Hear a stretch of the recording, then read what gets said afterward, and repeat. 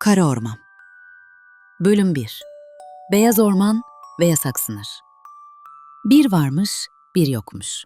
Çok uzak diyarlarda toprağı, günleri ve kelimeleri bembeyaz olan bir orman varmış. Beyaz Orman. Burada hayat huzurluydu ama bu huzurun çok keskin sınırları vardı. Kuzeyde suları şeker tadında olan Şeker Gölü uzanır, onun hemen ötesinde ise adının anılması bile yasak olan o korkunç yer Kara Orman yatardı. Beyaz Orman'ın en büyük ve en katı kuralı şuydu: asla kara ormana gitme. Çünkü efsanelere göre oraya bir kez adım atan bir daha asla geri dönemez.